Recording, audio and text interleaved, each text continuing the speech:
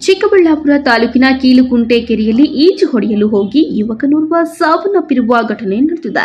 ವಿಜಯಪುರ ಮೂಲದ 30 ವರ್ಷದ ನವೀನ್ ಮೃತ ದುರ್ದೈವಿಯಾಗಿದ್ದು, ಗುರುವಾರ ಸಂಜೆ ಕೆರೆಯಲ್ಲಿ ಈಜು ಹೊಡೆಯಲು ಹೋಗಿದ್ದ ಎಂದು ತಿಳಿದು ಬಂದಿದೆ.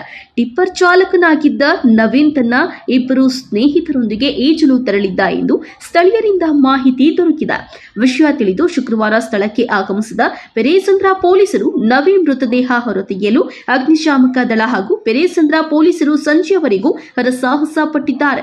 ಇನ್ನು ಮೃತದೇಹ ಶೋಧಕ್ಕಾಗಿ ಪಿಎಸ್ಐ ಜಗದೀಶ್ ರೆಡ್ಡಿಯೇ ಕೆರೆಗೆ ಇಳಿದಿದ್ದು, ಅವರ ಕರ್ತವ್ಯ ನಿಷ್ಠೆಗೆ ಸಾರ್ವಜನಿಕರ ಮೆಚ್ಚುಗೆಗೆ ಪಾತ್ರರಾಗಿದ್ದಾರೆ. ಪೆರೇಸಂದ್ರ ಪೊಲೀಸ್ ಠಾಣೆ ವ್ಯಾಪ್ತಿಯಲ್ಲಿ ಘಟನೆ ನಡೆದಿದ್ದು, ಪೊಲೀಸರು ಮುಂದಿನ ಕ್ರಮ ಕೈಗೊಂಡಿದ್ದಾರೆ.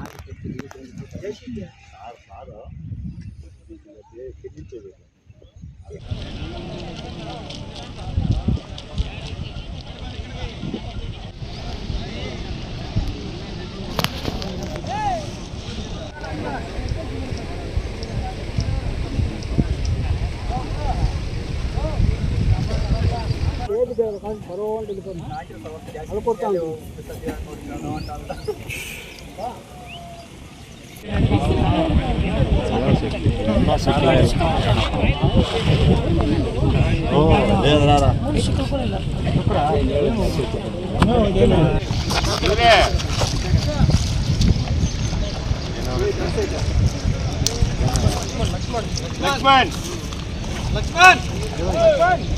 ಕೋಲು ಉದ್ದಿನ ಕೋಲ್ ಹಾಕೊಂಡು ಇದ್ ಮಾಡಿ ಚೆಸ್ವರೆಗೂ ನೋಡಿ ಅಲ್ಲೇ ಮುಳುಗಿರೋದು.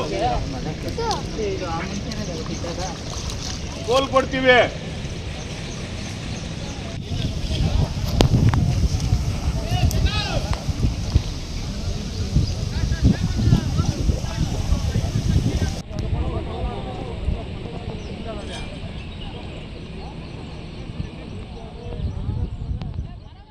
ಕಳವಾರ ಅರುಣ್ ಜೊತೆ Lakshminarayan, MMTV news bureau, Chikkaballapur.